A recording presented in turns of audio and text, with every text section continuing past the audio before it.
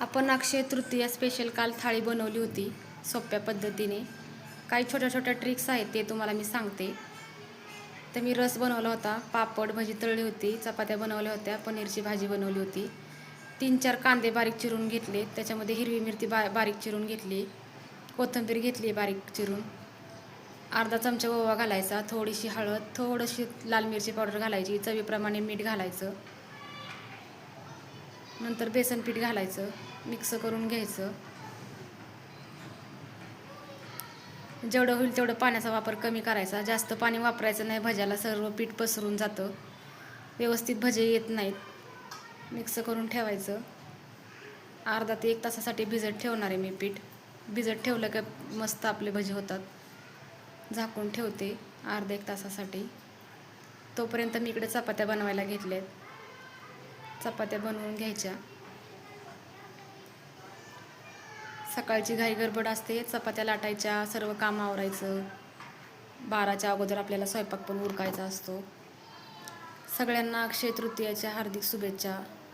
सर्वांना अक्षय तृतीया सर्व वर्ष सुखाने समृद्धीने जावो. आज सर्वजण नवीन काही दुकानांचं उद्घाटन करतात, कोणी सोनं वगैरे घेतं. सोनं घेतलेलं खूप शुभ असतं. इकडे माझ्या चपात्या पण लाटून झाल्यात.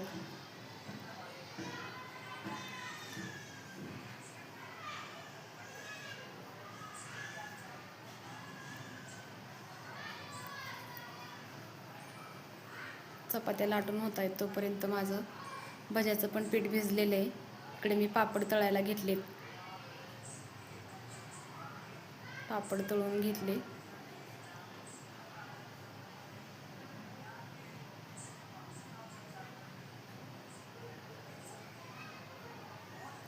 परत मी अजून थोड्या चपात्या राहिल्या होत्या, त्या चपात्या परत बनवून घेतल्या.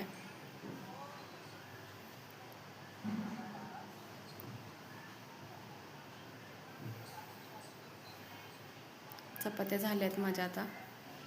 इकडे मी भजी सोडली तेलामध्ये गरम गरम. पीठ चांगलं भिजलं होतं. मस्त आपली भजी तयार झाली. फक्त भजी करताना सोडा वापरू नका. सोड्याने भजी तेल खूप पितात. त्यात सगळं तेल तेल होतं. तेलकट भजी चांगली पण लागत नाही. असे मस्त कुरकुरीत होतात भजी. हिरवी मिरची पण वापरा. हिरव्या मिरचीने टेस्ट खूप छान येते लाल तिखट वापरण्यापेक्षा. तुम्हाला थाळी कशी वाटली ते मला सांगा कमेंटमध्ये. या गरम गरम अक्षय तृतीयाची थाळी जेवायला.